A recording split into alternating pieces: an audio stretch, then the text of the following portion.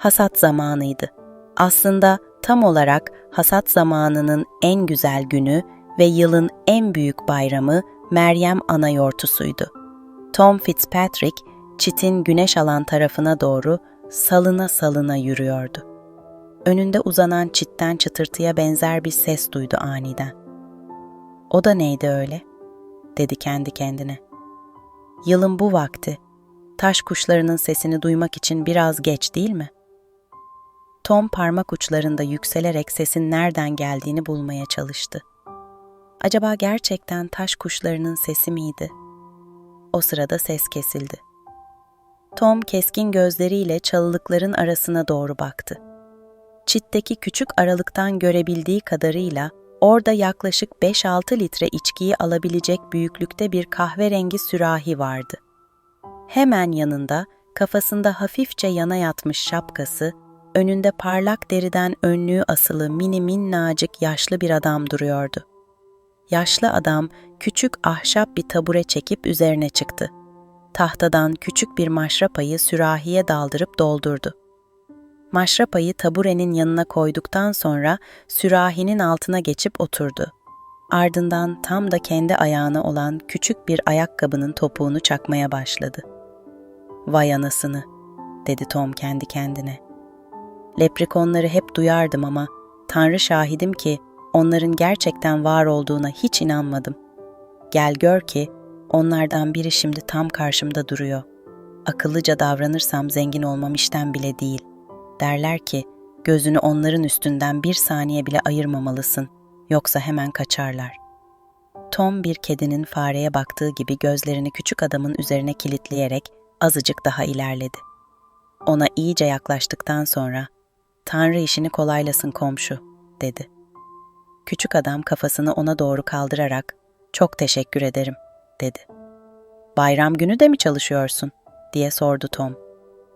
"Bu seni ilgilendirmez," karşılığını aldı. "Pekala, ama bana şu sürahinin içinde ne olduğunu söyleyecek kadar nezaket sahibisindir umarım," dedi Tom. "Tabii, seve seve," dedi küçük adam. "Sürahi kaliteli birayla dolu." "Bira mı?" dedi Tom. "Yok daha neler, nereden buldun onu?" "Nereden mi buldum? Niye sordun ki? Kendim yaptım." "Tahmin et bakalım, neyden yaptım?" "Şeytan bilir, kim bilir neyden," dedi Tom. "Ama herhalde arpadandır. Başka neyden yapabilirsin ki?" "Bilemedin işte, çalılardan yaptım." "Çalılardan mı?" dedi Tom, kahkahalarına hakim olamayarak. "Buna inanacak kadar aptal olduğumu düşünmüyorsun herhalde." "İster inan ister inanma," dedi küçük adam. "Ama doğruyu söylüyorum. Danların hikayesini hiç mi duymadın?" "Ne olmuş onlara?" diye sordu Tom. "Ne mi olmuş? Olan şey şu. Danlar burada yaşarken bize çalılardan bira yapmayı öğretmişler. O zamandan beri ailem bu işin sırrını biliyor." "Peki şu faninin biranın tadına azıcık bakmasına izin verir misin?" diye sordu Tom.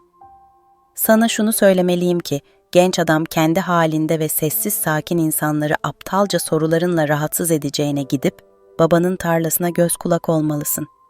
Sen burada vaktini boşa harcarken orada inekler yulafa dalmış, mısırları da mahvetmekle meşguller." Tom bu sözler karşısında bir an için yanılıp arkasını dönecek gibi oldu. Ama son anda kendini topladı. Aynı şeyi bir kez daha yaşamaktan o kadar korkuyordu ki hızla leprikona doğru atılıp onu tuttu. Ancak aceleyle hareket ettiğinden sürahiyi devirdi. Sürahinin içindeki biranın hepsi yerlere saçıldı. Artık biranın tadını anlaması mümkün değildi. Tom, parasını nerede sakladığını kendisine söylemezse, küçük adamı öldüreceğine dair yeminler etti. Öylesine kötü ve zalim görünüyordu ki, küçük adam dehşete kapıldı. "Benimle gel, birkaç tarla boyu mesafe yürüyeceğiz. Orada bir küp dolusu altın var." Böylece yola koyuldular. Tom, leprikonu elinde sıkı sıkı tutuyor ve gözünü ondan bir saniye bile ayırmıyordu. Çitleri, hendekleri ve eğri büğrü bir bataklığı geçtikten sonra nihayet kanarya otlarıyla dolu koca bir tarlaya vardılar. Leprikon, büyükçe bir kanarya otunu işaret ederek "Şu kanarya otunun altını kaz," dedi. "Altın dolu küp orada." Tom, yola aceleyle koyulduğundan yanında kürek getirmeyi akıl edememişti. Hemen eve dönüp bir kürek almaya karar verdi. Altın küpünün yerini karıştırmamak için de kanarya otuna işaret olarak kırmızı çorap bağlarından birini çıkarıp bağladı. Sonra leprikona dönerek, "Çorap bağını kanarya otundan çıkarmayacağına dair yemin et," dedi. Leprikon ona dokunmayacağına dair yemin etti. "Sanırım artık benimle işin bitti, değil mi?" diye sordu leprikon nazikçe. "Evet," dedi Tom. "Şimdi istersen gidebilirsin. Tanrı seni korusun ve şans yanında olsun." "Hoşça kal, Tom Fitzpatrick," dedi leprikon. "Altınların hayrını gör." Tom son hız eve koştu. Küreği alıp aynı hızla kanarya otu tarlasına geri döndü. Oraya vardığında bir de ne görsün? Tarlada kendi kırmızı çorap bağının tıpkısının aynısıyla bağlanmamış tek bir kanarya otu bile yoktu. Bütün tarlayı kazmak saçmalık olurdu. Zira tarla neredeyse 16 hektar büyüklüğündeydi. Böylece Tom küreği omzuna alıp gerisin geri eve döndü. Giderkenki heyecanından eser kalmamıştı. Ne zaman yaşadığı olay ve ona gösterdiği merhamet aklına gelse, leprikona lanetler okuyup durdu.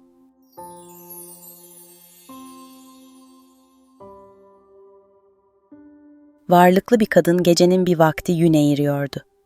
Ailenin geri kalanı ve tüm hizmetçiler uykudaydı. Aniden kapı çaldı ve biri "Aç kapıyı, aç!" diye seslendi. "Kim o?" diye sordu evin hanımı. "Ben tek boynuzlu cadıyım," diye cevap verdi kapının ardındaki ses. Komşulardan birinin yardıma ihtiyacı olduğunu düşünen ev sahibesi kapıyı açtı. İçeriye bir kadın girdi. Kadının elinde bir çift hallaç tarağı ve alnının ortasında tek bir boynuz vardı. Boynuz vücudunun bir parçası gibiydi. Kadın ateşin başına geçip sessizce oturdu. Telaşla yünü eğirmeye başladı. Sonra birden durdu ve yüksek sesle "Kadınlar nerede? Çok geciktiler," dedi. Ardından kapı ikinci kez çalındı ve ilkinde olduğu gibi "Aç kapıyı, aç!" diye bir ses duyuldu. Ev sahibesi kendini mecbur hissederek kalkıp kapıyı açtı. Alnında 2 boynuzu ve elinde yünü döndürmek için bir çıkrık tutan ikinci cadı da içeri girdi. "Çekilin bakalım," dedi ikinci cadı. "Ben 2 boynuzlu cadıyım." Ardından tekerleği ışık hızıyla çevirmeye başladı. Kapı bu şekilde peş peşe çalınmaya devam etti. Önce ses duyuluyor, sonra kadınlar birer birer içeri giriyordu. Ta ki 12. kadında ateşin başına geçip oturana dek. İçeri ilk giren kadının tek, son giren kadının 12 boynuzu vardı. Yünleri eğirdiler, çıkrıkları çevirdiler, iplikleri yumak yapıp dokudular. Bu sırada hep bir ağızdan eski bir ilahi mırıldanıyorlardı. Fakat ev sahibesiyle tek kelime bile konuşmuyorlardı. Alınlarında boynuzları, ellerinde çıkrıklarıyla bu 12 kadını dinlemek tuhaf, izlemek ise dehşet vericiydi. Ev sahibesi ölümün yanı başında olduğunu hissetti. Ayağa kalkıp yardım çağırmak istedi fakat ne hareket edebildi ne de tek kelime konuşabildi. Çünkü cadıların büyüsünün etkisi altındaydı. O sırada kadınlardan biri İrlanda dilinde "Kadın kalk ve bize kek yap," dedi. Bunun üzerine evin hanımı kuyudan su çekebileceği bir kap aradı, böylece hamuru karıp kek yapabilecekti. Ama bulamadı. Sonra cadılar ona "Eleği al, suyu onunla getir," dediler. Kadın eleği alıp kuyunun başına gitti. Fakat su eleğin deliklerinden akıp gidiyordu. Bu yüzden kek yapmak için ihtiyacı olan suyu getiremedi. Kadın kuyunun yanında oturup ağlamaya başladı. Bu sefer yanı başından gelen bir ses, "Sarı kili ve yosunu birbirine karıştır ve eleği bu karışımla kapla, böylece su elekten akmaz," dedi. Kadın kendisine söyleneni yaptı ve su akmadı. Böylece kadın kek için gereken suyu taşıyabildi. Aynı ses bu sefer, Geri dön ve evin kuzey cephesine geldiğinde yüksek sesle ağlayarak 3 defa "Fen'in kadınlarının dağı ve göğü yanıyor" diye bağır, dedi. Kadın kendisine söyleneni yine yaptı.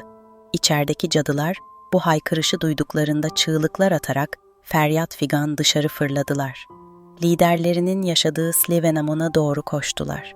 Ancak kuyunun ruhu, cadıların geri gelme ihtimaline karşı ev sahibesine eve girmesini ve evi olası cadı büyülerine karşı hazır etmesini söyledi.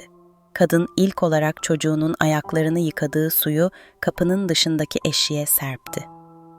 Sonra kendisi evde yokken, cadıların uyuyan ailesinden kan alıp hamura karıştırarak yaptıkları keki aldı.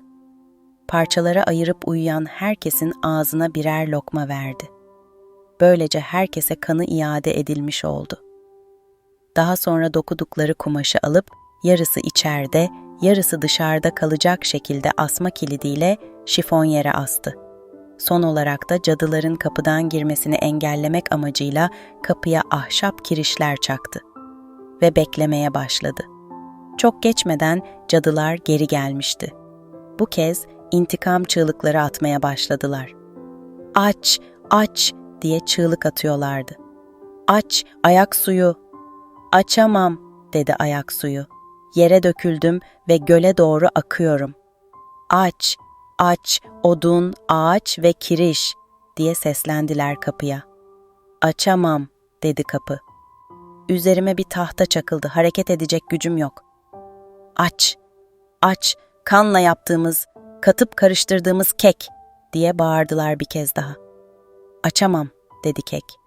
"Parçalara ayrıldım ve kanım da uyuyan çocukların dudaklarında." Ve sonra cadılar çığlık atarak göğe doğru yükseldiler. Silvenmon'a doğru giderlerken kendilerinin mahvolmasını isteyen kuyunun ruhuna lanetler yağdırıyorlardı. Nihayet kadın ve evi huzura kavuşmuştu. Cadılardan birinin uçarken düşürdüğü pelerini ise ev sahibesi o gecenin anısını alıp duvara astı. Bu pelerin aynı ailede nesilden nesile aktarıldı ve 500 yıl boyunca saklandı.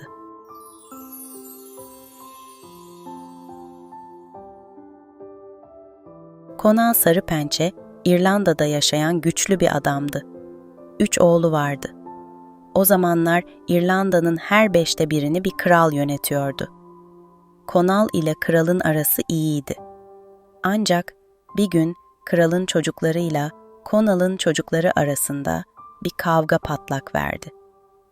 Conal'ın çocukları kavgada üstünlüğü ele geçirip kralın büyük oğlunu öldürdüler.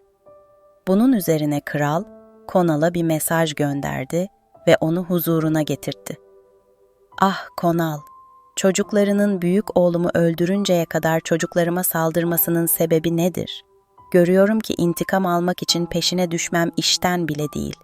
Fakat şimdi sana bir teklifte bulunacağım ve eğer arzumu yerine getirirsen intikam almaktan vazgeçeceğim. Sen ve çocukların bana Lochlann kralının kahverengi atını getirirseniz çocuklarının canını bağışlayacağım. Çocuklarımın hayatı tehlikede olmamalı. Öyleyse, dedi Conal, neden kralın arzusunu yerine getirmeyeyim? Benden istediğiniz şey güç. Ancak ya bu arzunuzu yerine getireceğim ya da hem kedi canımdan olacağım hem de oğullarım canından olacak. Conal bu sözlerin ardından kralın huzurundan ayrılıp eve gitti. Eve vardığında büyük sıkıntı ve şaşkınlık içindeydi. Yatağına uzandığında kralın teklifini karısına anlattı. Karısı ondan ayrılacağı ve bir daha kocasını görüp göremeyeceğini bilmediği için derin bir kedere boğuldu. "Ah Conal," dedi kadın. "Gideceğine bıraksaydın da kral çocuklarına ne istiyorsa yapsaydı. Şimdi bir daha seni görüp göremeyeceğimi bile bilmiyorum." Conal ertesi sabah uyandığında 3 oğlunu da yanına alıp Lochlann'e doğru yola çıktı. Okyanusları aşarak durdurak bilmeden ilerlediler. Ta ki oraya varana dek. Lochlann'e ulaştıklarında ne yapacaklarını bilmiyorlardı. Yaşlı adam oğullarına, "Durun bakalım, kralın değirmencisinin evini bulmaya çalışalım," dedi. Kralın değirmencisinin evine vardıklarında adam onlara geceyi orada geçirebileceklerini söyledi. Konal değirmenciye, kendi çocuklarıyla kralın çocuklarının kavga ettiğini ve çocuklarının kralın oğlunu öldürdüğünü anlattı. Tüm bu olanlardan sonra kralı memnun etmenin tek yolunun Loklen kralının kahverengi atını almak olduğunu söyledi. Bana bir iyilik yapıp ona ulaşmamı sağlarsan, sana bunun karşılığını fazlasıyla veririm. Yapmaya çalıştığınız şey aptalca, dedi değirmenci. Kralın aklı fikri o attadır. Atı ele geçirmenin tek yolu onu çalmaktır. Bunu nasıl yapacağınızı bulursanız, benden sır çıkmaz. Ben de böyle düşünmüştüm, dedi Konal. Sen her gün kral için çalışıyorsun. Ben de düşündüm ki, sen ve adamların beni ve oğullarımı 5 ayrı kepek çuvalının içine koyabilirsiniz. Aklındaki plan fena değil, dedi değirmenci. Adamlarıyla konuştu ve onlara plana uymalarını söyledi. Adamlar Konal ile çocuklarını 5 ayrı çuvala koydu. Kralın hizmetkarları gelip kepek çuvallarını aldılar. 5 çuvalı da götürüp atların önüne boşalttılar. Ardından kapıları kilitleyip uzaklaştılar. Çocuklar ayağa kalkıp kahverengi ata doğru hamle yaptıklarında Konal, "Durun, bu şekilde olmaz. Buradan çıkmak kolay değil. Önce gelin, kendimize gizlenecek 5 çukur açalım. Bizi duyarlarsa içlerine girip saklanırız," dedi. Önce çukurları kazdılar, sonra atı tutmaya çalıştılar. Ancak at hayli güçlüydü ve ahırın içinde korkunç sesler çıkarmaya başladı. Öyle ki ses krala kadar ulaştı. "Bu benim kahverengi atım," dedi kral hizmetkarlarına. "Derhal gidip neyi varmış bakın." Hizmetkarlar hemen dışarı çıktılar. Konal ve oğulları onların geldiğini görünce kazdıkları çukurlara girip saklandılar. İçeri giren hizmetkarlar atlara baktı ama ters giden herhangi bir şey göremediler. Geri dönüp durumu krala anlattılar. Kral onlara ters giden bir şey olmadığına göre gidip yatabileceklerini söyledi. Konal ve oğulları hizmetkarların gitmesini bekledikten sonra çukurlardan çıkıp bir kez daha ata yöneldiler. Bu kez atın çıkardığı ses ilkinden 7 kat daha şiddetliydi. Kral hizmetkarlarını tekrar çağırtıp mutlaka kahverengi atı rahatsız eden bir şey olduğunu söyledi. "Gidin ve doğru düzgün bakın." Hizmetkarlar çıktı. Konal ile oğulları çukurlara gizlendi. Hizmetkarlar ahırın altını üstüne getirdiler fakat yine bir şey bulamadılar. Tekrar kralın yanına gidip durumu anlattılar. Kral onlara ters giden bir şey olmadığına göre gidip yatabileceklerini söyledi. Konal ve oğulları hizmetkarların gitmesini bekledikten sonra çukurlardan çıkıp bir kez daha ata yöneldiler. Bu kez atın çıkardığı ses ilkinden 7 kat daha şiddetliydi. Kral hizmetkarlarını tekrar çağırtıp mutlaka kahverengi atı rahatsız eden bir şey olduğunu söyledi. "Gidin ve doğru düzgün bakın." Hizmetkarlar çıktı, Konal ile oğulları çukurlara gizlendi.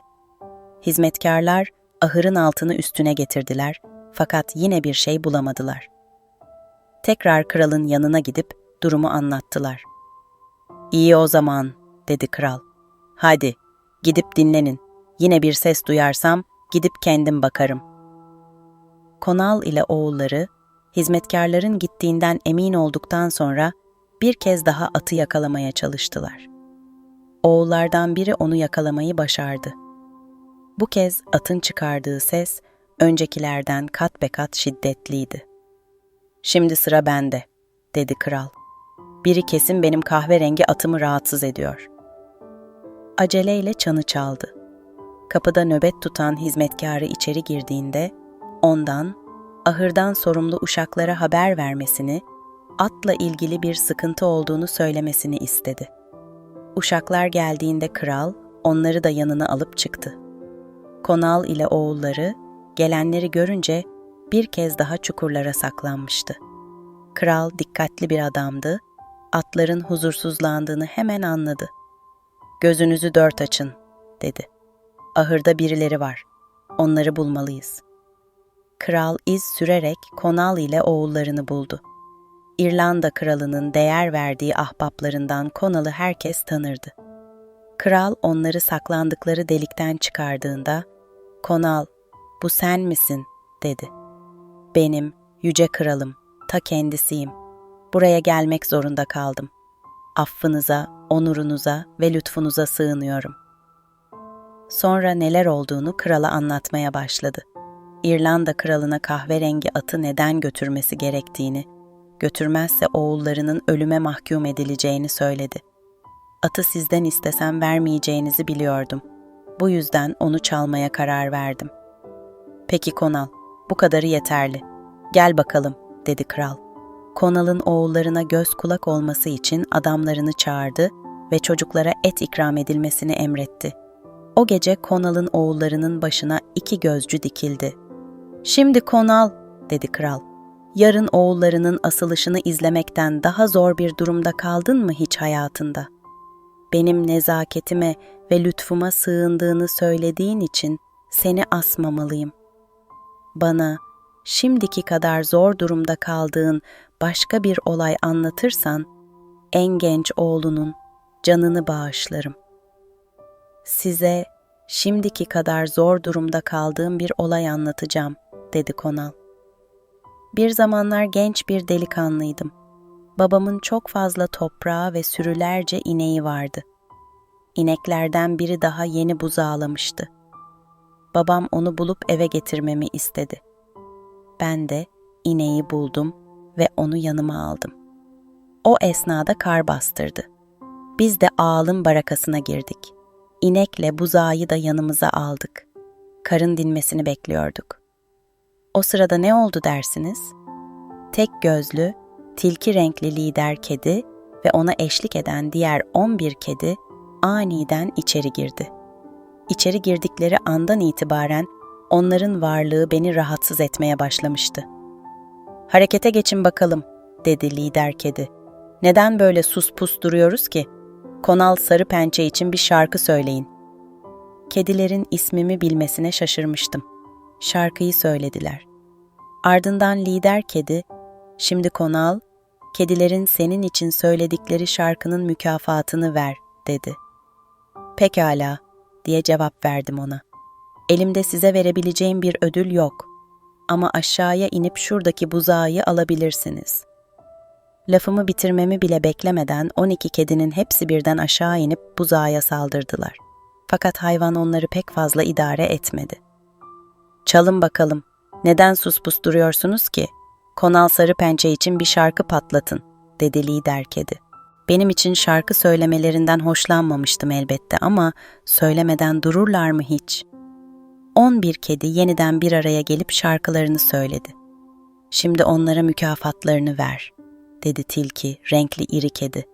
"Sizden de size mükafat vermekten de sıkıldım," diye karşılık verdim.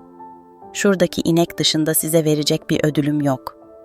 Hemen ineği de aldılar fakat inek de onları fazla idare etmemişti. "Neden sus pus duruyorsunuz? Ayağa kalkın ve Konal Sarıpençe için bir şarkı söyleyin," dedi lider kedi. "Kralım, sizi temin ederim, ne onlar ne de söyledikleri şarkı umurumdaydı. Zira onlardan dost olmayacağını anlamıştım." Şarkıyı söyleyip bitirdikten sonra lider kedilerinin yanına çöktüler. "Şimdi onlara mükafatlarını ver," dedi lider kedi. "Emin olun kralım, artık onlara verecek bir ödülüm kalmamıştı. Bunun üzerine onlara, size verecek bir şeyim kalmadı, dedim. Tabii hemen aralarında bir kargaşa çıktı. Ben de bunu fırsat bilip barakanın arka kısmındaki küçük pencereden atlayarak kaçtım. Ormanın derinliklerine doğru olabildiğince hızlı koşmaya başladım. O zamanlar epey çevik, güçlü ve kuvvetliydim. Kedilerin arkamdan hızla yaklaştıklarını hissedince gördüğüm en yüksek ağaca tırmandım. Ağacın en tepesinde kendimi mümkün mertebe saklamaya çalıştım. Kediler ormanda beni arayıp durdular ama bulamadılar. Artık yorulmuşlardı ve geri dönmek istiyorlardı. Fakat o sırada başlarındaki tilki renkli, tek gözlü kedi, "Siz 2 gözünüzle göremediniz ama ben tek gözümle gördüm. İşte orada, ağacın tepesinde," dedi. Aynı anda kedilerden biri ağaca tırmanmaya başladı. Bana doğru yaklaşıyordu ki belimden silahı çıkarıp onu öldürdüm. "Durun bakalım," dedi tek gözlü kedi. Arkadaşlarımı bu şekilde kaybedemem. Hemen ağacın kökünün etrafında toplanıp kazmaya başlayın ve şu caniyi yere indirin. Kediler ağacın kökünü kazmaya başladılar. Kökün ilk kısmını kestiklerinde ağaç sarsılmıştı. Ben de çığlık attım ki bu hiç de şaşılacak bir durum değildi. Ormanın yakınlarında bir rahip yaşıyordu. Ona eşlik eden 10 tane de adamı vardı. Yardım isteyen bir adamın çığlığını duydum. Ona yardım etmeliyim demiş rahip. Adamlardan en bilgesi, çığlığı tekrar duyana kadar bekleyelim demiş. Bu sırada kediler var güçleriyle kazmaya devam ediyorlardı. Ağaç kökünün ikinci kısmını da kırdılar. Bunun üzerine ben de ikinci kez çığlık attım. Bu seferki ilkinden daha güçlüydü. Belli ki, demiş rahip, ormanda yardıma ihtiyacı olan bir adam var. Haydi gidelim. Adamlar yola çıkmak üzere hazırlanmışlar. Bu sırada kediler iyice şahlanıp kökün üçüncü kısmını da kırmışlardı. Ve ağaç yana doğru devrildi. Ben de üçüncü kez çığlık attım. Neyse ki gözü pek adamlar imdadıma yetişti. Kedilerin ağaca yaptıklarını görünce ellerindeki küreklerle onların üzerine yürümeye başladılar. Adamlarla kediler birbirine girdi. Ta ki kediler kaçana kadar. Ah kralım, emin olun, sonuncu kedi tamamen gözden kaybolana kadar yerimden bile kımıldamadım. Sonrasında evime döndüm. Yaşadığım en zor an buydu. Ve bence kediler tarafından parçalanmak, Loklen kralı tarafından asılmaktan daha zor bir durum. Ah Konal, ne hikayeler varmış sende de, dedi kral. Anlattığın bu hikayeyle oğlunun canını kurtardın. Eğer bana bundan daha da zor bir durumun hikayesini anlatırsan, ortanca oğlunun da hayatını kurtarabilirsin. Böylece iki oğlun da kurtulmuş olur. Pekala o zaman, dedi Konal. Bu gece sizin tutsağınız olmaktan bile daha zor bir durum yaşamıştım. Madem istiyorsunuz, size onu anlatacağım. Dinliyorum, dedi kral. O zamanlar, diye anlatmaya başladı Konal, çok genç bir delikanlıydım. Ava çıkmıştım. Babamın arazisi deniz kenarındaydı. Kayalıklarla, mağaralarla ve uçurumlarla dolu engebeli bir araziydi. Kıyının en üst noktasına doğru çıkarken iki kayanın arasından yükselen bir duman görür gibi oldum. Oraya bakacağım derken ne oldu dersiniz? Tabii ki aşağıya doğru yuvarlanıp düştüm. Neyse ki düştüğüm yer otlarla dolu olduğundan burnum bile kanamadı. Fakat oradan nasıl çıkacağımı bilmiyordum ve önüme bakmak yerine yukarıya, geldiğim yöne doğru bakıyordum. Oradan asla çıkamayacağımı düşünüyordum. Orada kalıp ölümü bekleme düşüncesi korkunçtu. O sırada bana doğru yaklaşan bir gürültü duydum. Bir de ne göreyim? Peşinde 2 düzine keçiyle birlikte gelen koca bir dev. Başlarında da bir teke vardı. Dev keçileri bağladıktan sonra yanıma gelerek, "Merhaba Konal, bıçağıma uzun zamandır taze et değmiyordu. Cebimde paslanmaya yüz tutmuştu," dedi. Ona şöyle söyledim. "Beni parçalara ayırsan da senin dişinin kovuğuna bile yetmem. Öte yandan görüyorum ki tek gözün kör. Ben iyi bir şifacıyım. Diğer gözünün yeniden görmesini sağlayabilirim." Bunun üzerine dev gidip büyük kazanı ateşin üstüne koydu. Ona gözünü iyileştirmem için suyu nasıl ısıtması gerektiğini anlatıyordum. Otları elime alıp onlardan bir kauçuk yaptım. Sonra da devi kazanın içine oturttum. Deve, sağlıklı gözünün görüş gücünü görmeyen gözüne aktaracağımı söyledim ve sağlam gözünün üzerinde çalışmaya başladım. Ta ki onu da diğeri gibi göremez hale getirinceye dek. Sağlam olanı bozmak, bozuk olanı iyileştirmekten daha kolaydı elbette. Dev hiçbir şey göremediğini fark etmişti. Bir de ona bu mağaradan çıkıp gideceğimi söyleyince bir hışımla suyun içinden fırlayıp mağaranın ağzında dikildi. Gözünün intikamını benden alacağını söylüyordu. Tüm geceyi bir köşeye sinip bekleyerek geçirmek zorunda kaldım. Dev, nerede olduğumu anlamasın diye nefesimi bile tutmuştum. Dev sabah olup da kuşların şakıdığını duyunca günün doğduğunu anladı. uyuyor musun?" diye sordu bana. "Kalk da keçilerimi sal." Ben de gidip tekeyi öldürdüm. Dev, "Tekemi mi öldürdün yoksa?" diye bağırdı. "Hayır," dedim. "Ama ipler çok sıkı. Gevşetmem zaman alıyor." Bu sırada keçilerden birini saldım. Dev, keçiyi okşayarak, "İşte buradasın. Benim yumuşak tüylü beyaz keçim. Sen beni görüyorsun ama ben seni göremiyorum," dedi. Bir yandan tekenin derisini yüzüyor, bir yandan da keçileri teker teker salmaya devam ediyordum. Son keçiyi salmadan hemen önce tekenin derisini yüzmeyi de bitirmiştim. Ardından teke derisini üzerime geçirdim ve onun arka bacaklarının olduğu yere kendi bacaklarımı, ön bacaklarının olduğu yere ise kollarımı yerleştirdim. Başının olduğu yeri başıma geçirdim ve boynuzları da kafamın üzerine koydum.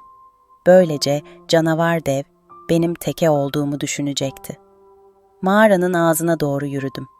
Tam dışarıya çıkacakken dev beni yakaladı ve "İşte buradasın, benim güzel tekem," dedi. "Sen beni görüyorsun ama ben seni göremiyorum." Nihayet oradan kurtulup dışarıya çıkmayı başardığımda ve güneşi gördüğümde sevinçten havalara uçacaktım. "Ah kralım, görmeliydiniz." Teke derisini üzerimden çıkarırken canavar deve dönerek, "Sana rağmen oradan kurtulmayı başardım," dedim. "Aha," dedi dev. "Demek başardın. Sen gerçekten gözü pek bir savaşçısın. Öyleyse sana yanımda taşıdığım yüzüğü vereceğim. Yüzüğü sakla, sana şans getirecek."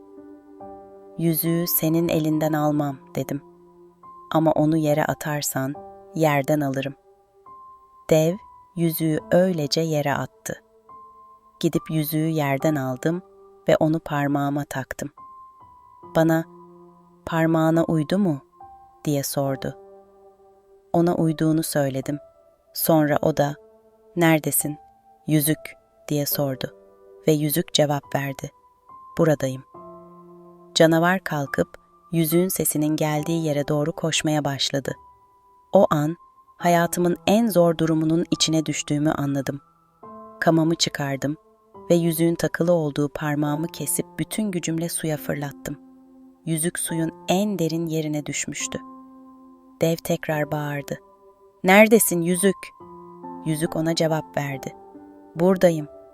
Halbuki suyun altındaydı. Dev yüzüğün peşinden denize daldı. Onun boğulduğunu izlerken çok mutluydum.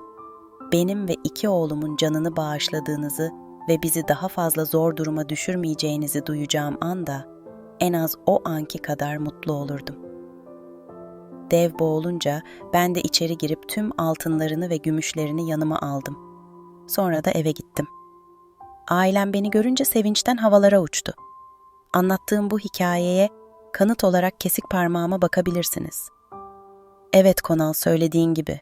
Sen ağzı laf yapan bilge bir adamsın," dedi kral. "Parmağın gerçekten de kesik. 2 oğlunun da hayatını kurtardın.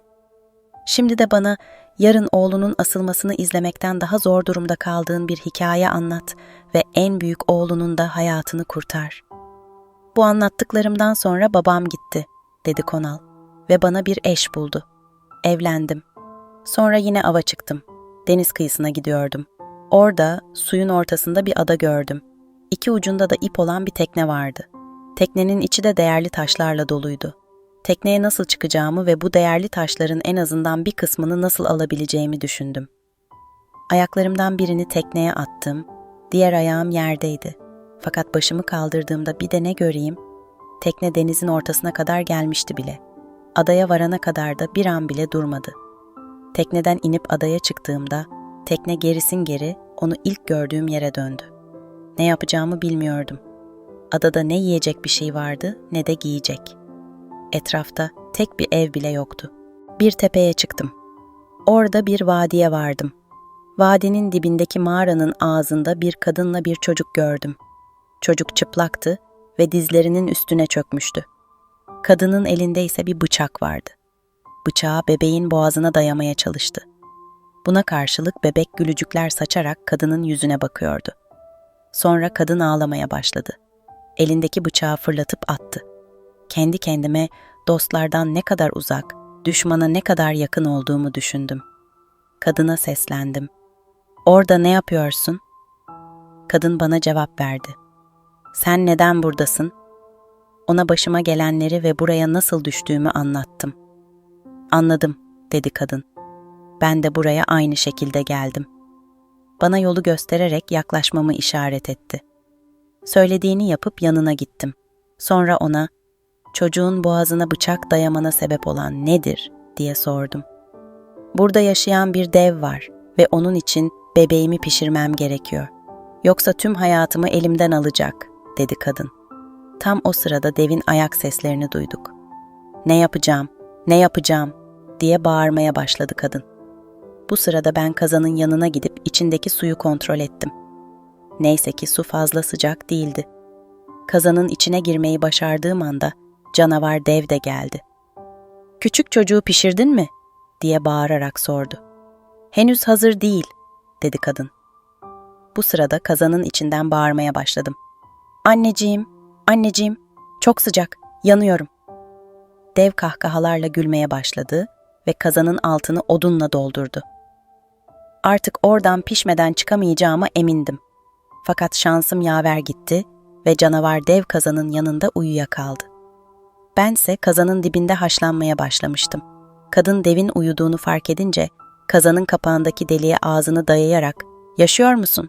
diye sordu. Ona hala yaşadığımı söyledim.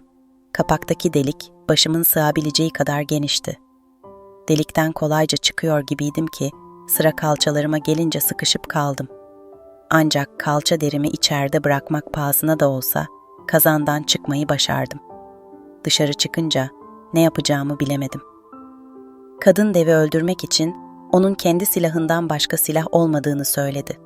Bunun üzerine devin mızrağını çekiştirmeye başladım. Fakat aldığı her nefeste beni içine çekecek gibi oluyordu. Nefesini verdiğinde ise beni tekrar olduğum yere geri itiyordu. Zor da olsa mızrağı almayı başardım. Fakat fırtınada salınan saman gibiydim. Mızrağı kontrol edemiyordum.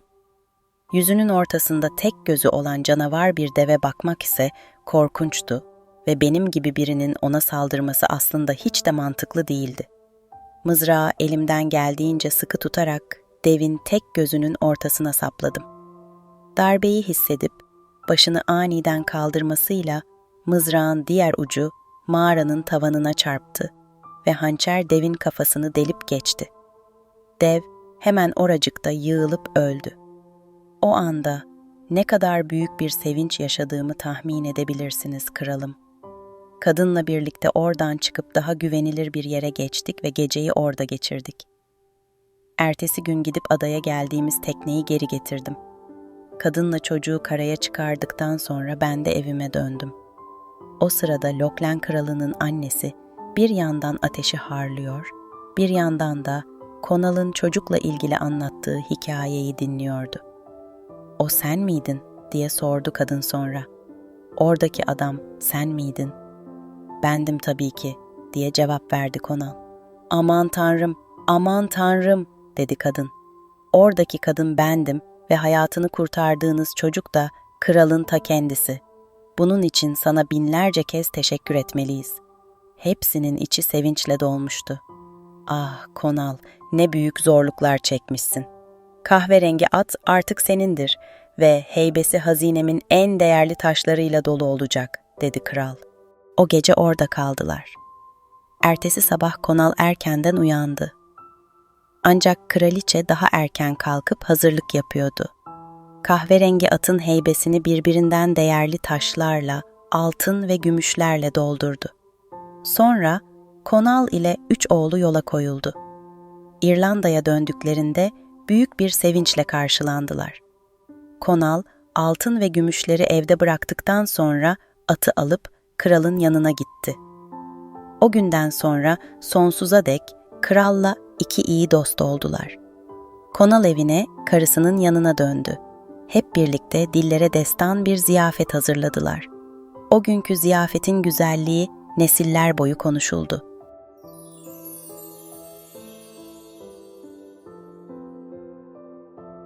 Bir zamanlar İrlanda'da Malcolm Harper adında bir adam yaşardı.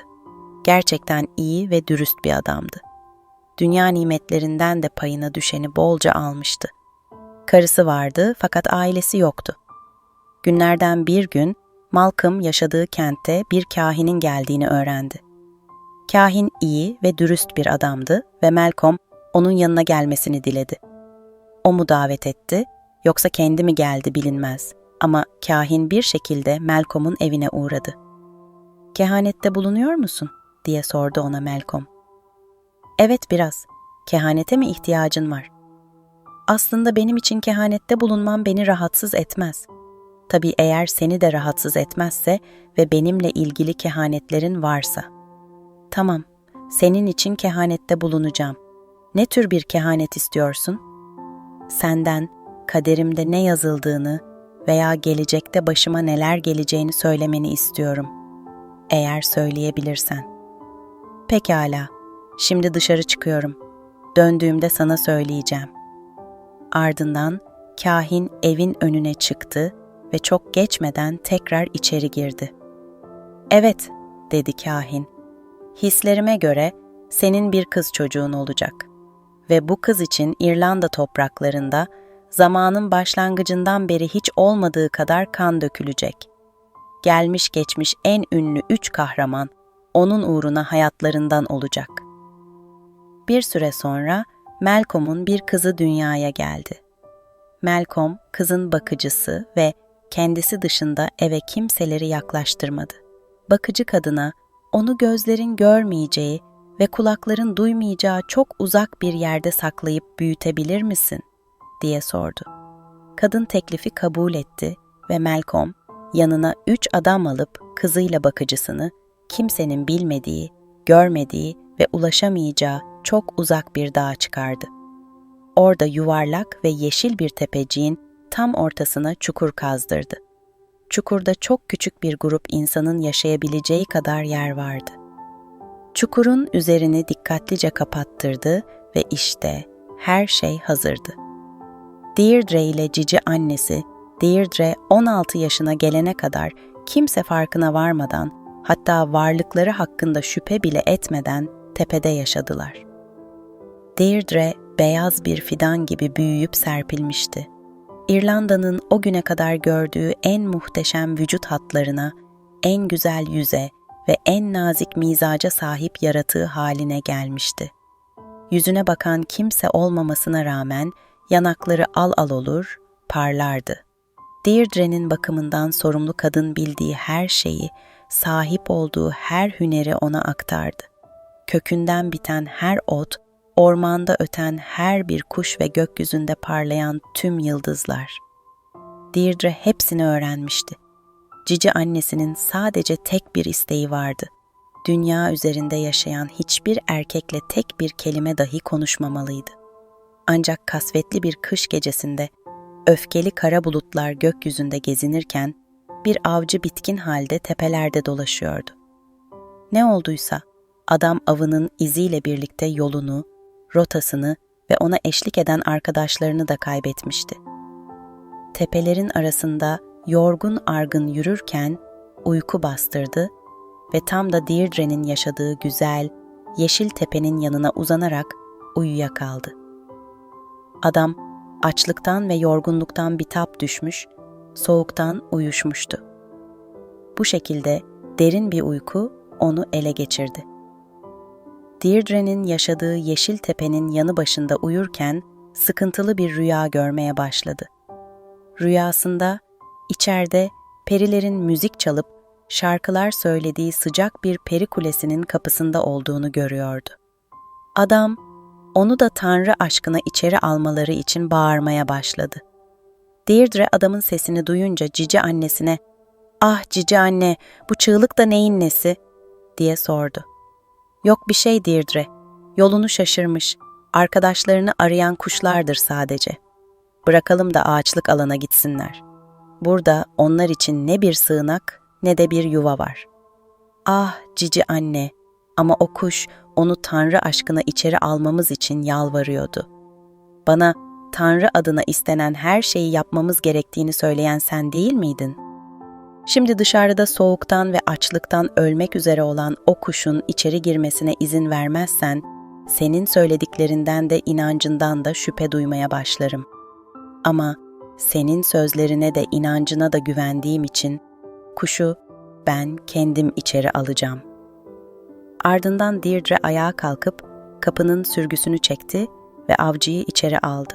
Ona oturması için bir sandalye, yemesi için yiyecek, içmesi için içecek verdi. "Ey içeri giren adam, canının sağlığı için diline hakim ol," dedi yaşlı kadın. Bu soğuk kış gecesinde başını sokacak sıcak bir sığınak bulabilmişken, çeneni kapalı tutman ve diline hakim olman o kadar da zor olmamalı. "Tamam," dedi avcı. "Bana evinizin kapısını açtığınız ve misafirperverlik gösterdiğiniz için dilimi tutacağım.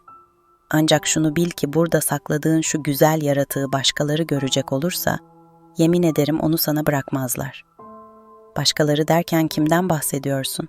diye sordu Deirdre. "Söyleyeyim genç hanım," dedi avcı. "Yunish'in oğlu Noy ile kardeşleri Alan ve Arden'dan bahsediyorum. Bu adamların nasıl göründüklerini söyler misin bize?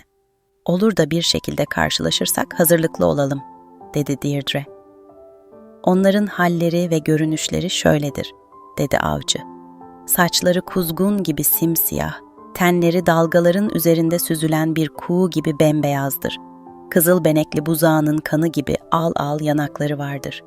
Taşkın sulardaki somonlar kadar hızlı, gri dağlarda gezinen geyikler kadar çeviktirler. Ve Noy, İrlanda'daki herkesten daha akıllı ve daha saygındır." "Neyse ne," demiş bakıcı kadın. "Hadi, şimdi buradan çık ve başka bir yoldan devam et.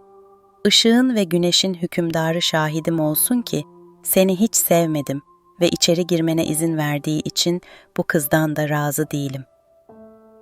Avcı dışarı çıkar çıkmaz doğruca Kral Kanloçar'ın sarayına gitti.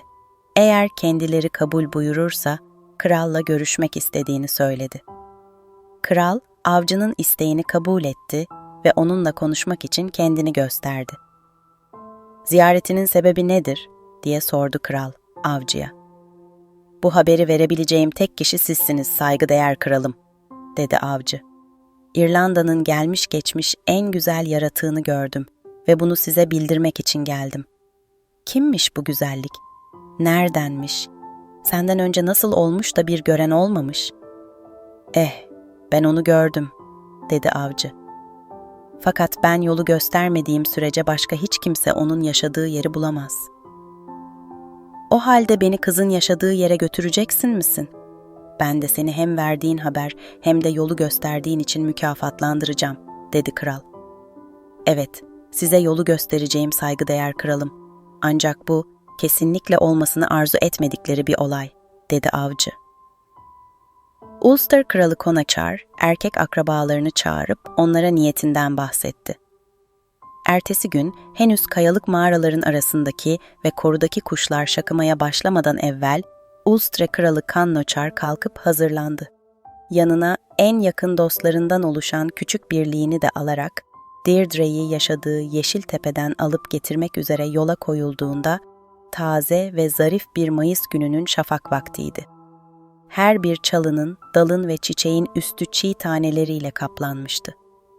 Yolun uzunluğu ve engebesi yüzünden gruptaki çevik ve esnek gençlerin kayda değer bir kısmı yorgunluktan bitap düşmüştü ve adımları birbirine karışıyordu. "İşte, kızın yaşadığı yer orası. Şu vadinin dibindeki baraka. Ama ben sizinle daha ileriye gelmeyeceğim. O yaşlı kadın görmesin," dedi avcı. Conachar ve beraberindekiler Deirdre'nin yaşadığı Yeşiltepe'nin içine girip barakanın kapısını çaldılar. Bakıcı kadın yanıt verdi.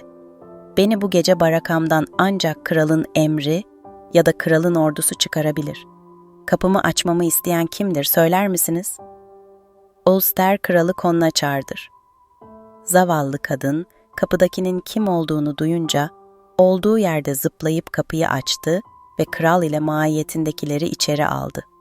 Kral içeri girince aradığı kadını tam karşısında buldu. Ne gündüz uyanıkken ne de gece rüyasında Deirdre kadar göz kamaştırıcı bir varlık görmemişti. hemen oracıkta ona tüm kalbiyle aşık oldu. Deirdre kahramanların omuzlarında taşınarak bakıcısıyla birlikte Ulster Kralı Conachar sarayına getirildi. Conachar Deirdre'ye öyle büyük bir aşkla bağlanmıştı ki onunla hemen oracıkta evlenmek istedi. Ancak Deirdre, "Bana 1 yıl ve 1 gün mühlet verirseniz size minnettar kalırım," dedi. Kral da ona, "Benim için zor olacak ama sürenin sonunda benimle evleneceğine dair söz verirsen arzunu yerine getiririm," diye yanıt verdi. Kız da evleneceğine dair söz verdi. Conachar ona bir mürebbiye ve birlikte sohbet edip hoşça vakit geçirsinler diye neşeli yardımcı kızlar tuttu. Deirdre zeki bir kızdı. Kadınlık görevleriyle ilgili kendisine anlatılanları çabucak öğreniyordu. Conachar tüm hayatı boyunca kendisini Deirdre kadar mutlu eden başka bir varlık tanımadığını düşünüyordu. Günlerden bir gün Deirdre ile yardımcı kızlar evin arka tarafındaki tepede oturmuş, güneşin ve manzaranın keyfini çıkarıyorlardı. Tam o sırada kendilerine doğru yaklaşan 3 adam gördüler. Deirdre onların kim olduğunu merak ediyordu. Adamlar onlara iyice yaklaştığında Deirdre avcının söylediklerini hatırladı. Bunlar Yunish'in 3 oğlu olmalıydı. İşte Noy da oradaydı. Her bakımdan İrlanda halkından çok daha üstün Noy.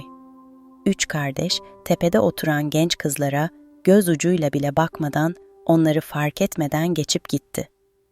Deirdre ise oracıkta gönlünü Noy'a kaptırmıştı ve kendini onu takip etmekten alıkoyamadı. Üstünü başını düzeltti ve kız arkadaşlarını orada bırakarak tepenin aşağısından geçen adaların arkasından gitti. Ellen ile Arden, Ulster Kralı Conachar'ın yanında kalan genç kızı duymuşlardı ve abileri Noy kızı görür de henüz kralla evlenmediği için onu kendine almak ister diye endişeleniyorlardı. Bunun için kızın peşlerinden geldiğini fark edince birbirlerini acele etmeleri için uyardılar. Daha kat etmeleri gereken çok uzun bir yol vardı ve karanlık çökmek üzereydi. Hızlandılar da. Deirdre onlara seslendi. "Yunish'in oğlu Noy, beni böyle bırakıyor musun? Bu ne tiz, bu ne acı verici bir feryattır böyle. Şu kulakların duyduğu en tatlı ses değil midir bu? Kalbimi delip geçen en hüzünlü feryat." "Conachar'ın kuğularının feryadından başka bir şey değil," dedi kardeşleri. Yo, bu ıstırap içindeki bir kadının çığlığı," dedi Noy. Çığlığın kimden geldiğini öğrenene kadar yola devam etmeyeceğini söyleyerek geri döndü. Böylece Noy ile Deirdre buluştu ve Deirdre Noy'u 3 kez öptü. Kardeşlerini de birer kez. Deirdre yaşadığı şaşkınlıkla alev topu gibi kızardı ve dere kenarındaki kavakların hareketi kadar hızla rengi soldu. Noy, hayatında ondan daha güzel bir varlık görmediğini düşündü ve hemen oracıkta daha önce hiçbir şeye, hiçbir görüntüye ve hiçbir varlığa duymadığı bir aşkla kıza bağlandı. Noy Deirdre'yi hemen omzuna aldı ve kardeşlerine adımlarını hızlandırmalarını söyledi. Onlar da hızlandı.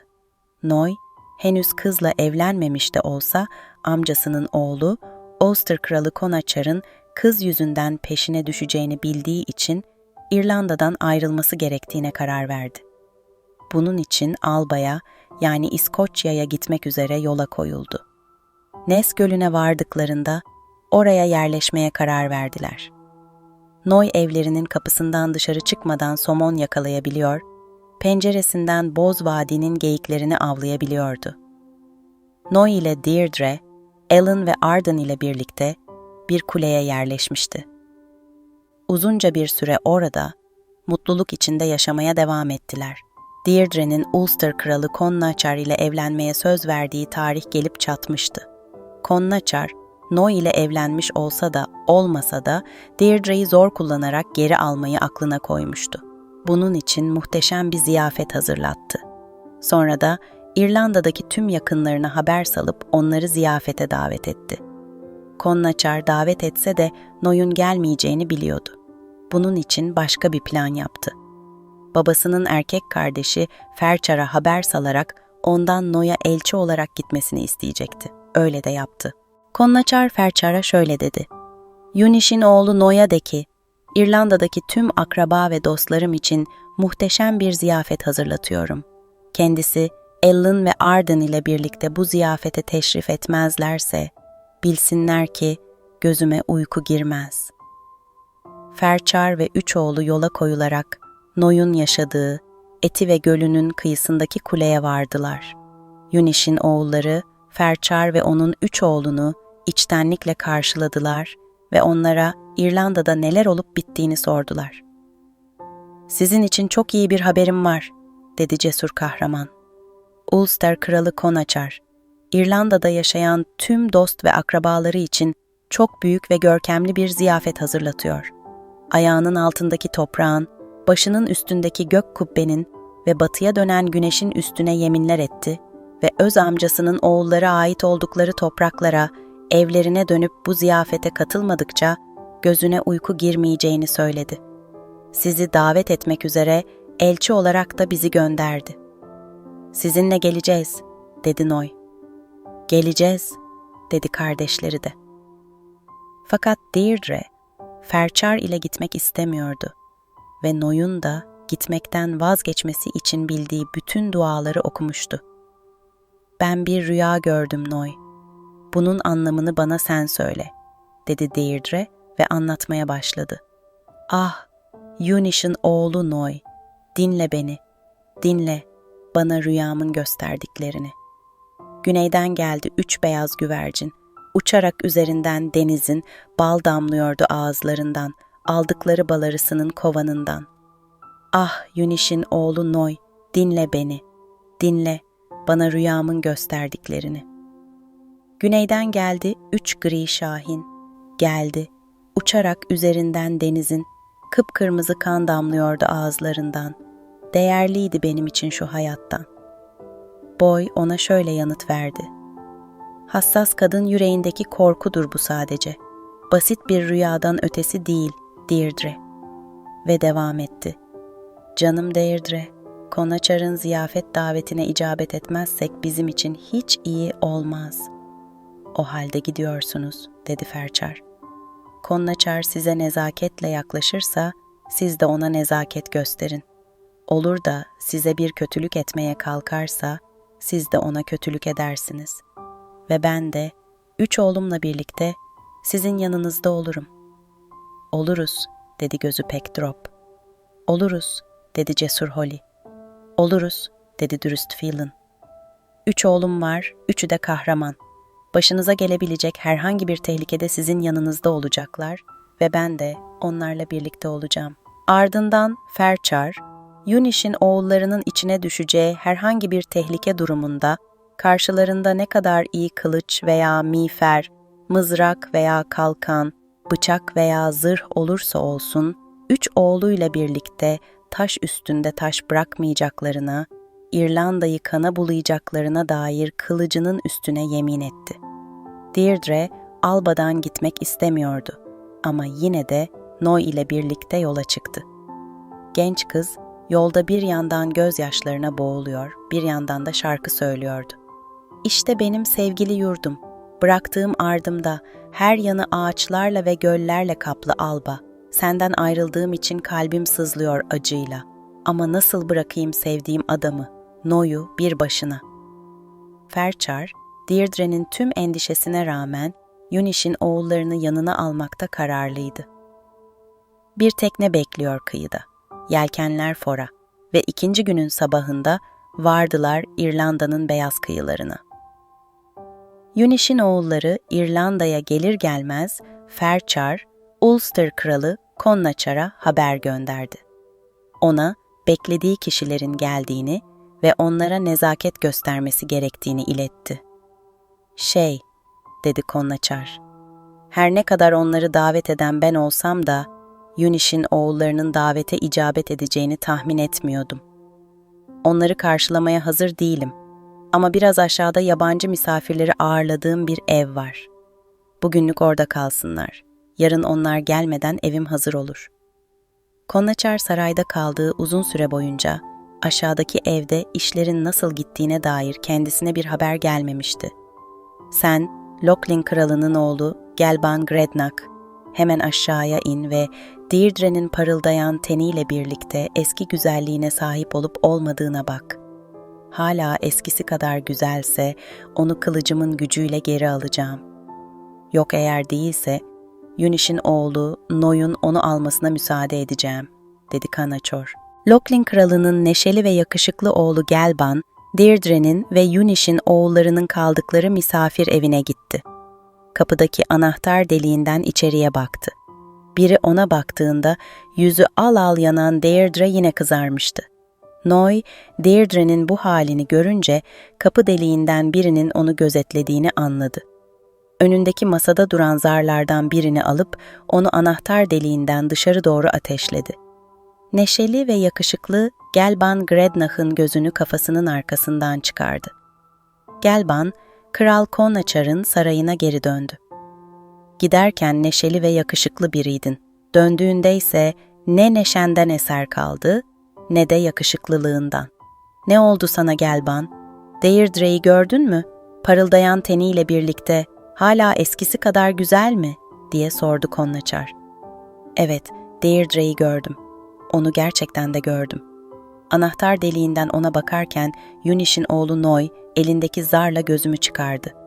Fakat gerçek şu ki benim gözümü çıkarmış da olsa sağlam olan gözümle ona bakmaya devam ederdim. Bana acele etmemi söylediğin için hemen döndüm, dedi Gelban. Doğru olanı yapmışsın, dedi Konnaçar. Şimdi 300 cesur kahramanı aşağıya, misafir evine göndereceğim. Deirdre'yi bana getirsinler, kalanları da öldürsünler. Konnaçar, aşağıdaki misafir evine gidip Deirdre'yi almaları ve geri kalan herkesi öldürmeleri için 300 cesur kahramana emir verdi. Geliyorlar, dedi Deirdre. Evet, geliyorlar. Ama ben çıkıp onları durduracağım, dedi Noy. Sen değil, biz gideceğiz, dedi gözü pek drop, cesur Holly ve dürüst Fiyelin.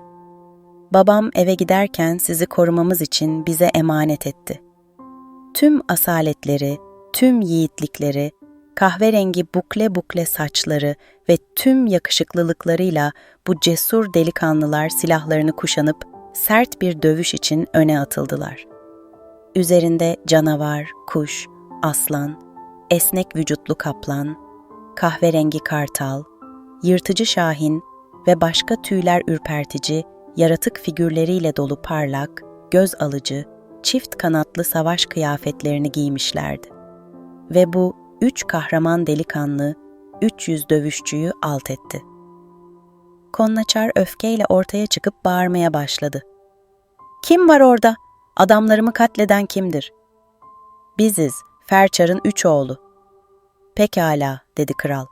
Büyük babanıza bir köprü, babanıza bir köprü ve her birinize birer köprü vereceğim. Tabii bu gece benim tarafıma geçmeniz şartıyla. Ey Konnaçar, ne teklifini kabul ederiz, ne de bu teklif için sana teşekkür ederiz. Bu şartlarda senden gelecek herhangi bir şeyi kabul etmektense, eve dönüp babamıza yaptığımız kahramanlığı anlatmayı yeğleriz. Yunish'in oğlu Noy, Ellin ve Arden. Bizim olduğu kadar senin de akrabaların. Ama sen onların kanını dökmeye bu kadar hevesliysen, önce bizim kanımızı dökmen gerek. Ardından o eşsiz kahverengi bukleleriyle soylu, yiğit ve yakışıklı delikanlılar arkalarını döndü. Şimdi dediler, kralın elinden kurtulduğunuzu ve artık güvende olduğunuzu bildirmek üzere eve, babamızın yanına gidiyoruz. Genç, selvi boylu, yiğit ve yakışıklı delikanlılar, Yunish'in oğullarının güvende olduğunu söylemek üzere eve, babalarının yanına gitmek için yola koyuldular. Yolculuk o günün geri kalanında ve gece boyunca sürdü. Ertesi sabah şafak vakti gelmeden hemen önce Noy da oradan ayrılarak albaya dönmeleri gerektiğini söyledi.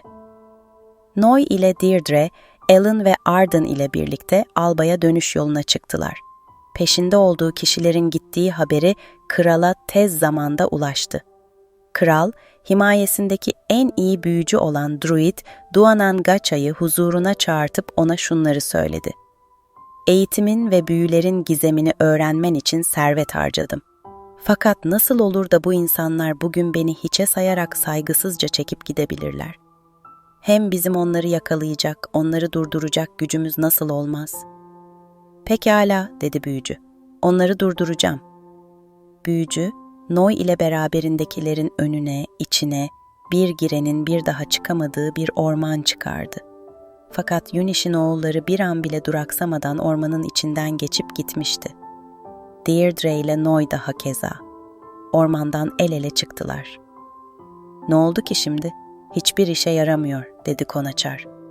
"Ayakları tek bir taşa bile takılmadan yollarına devam ediyorlar. Beni yok sayarak çekip gidiyorlar.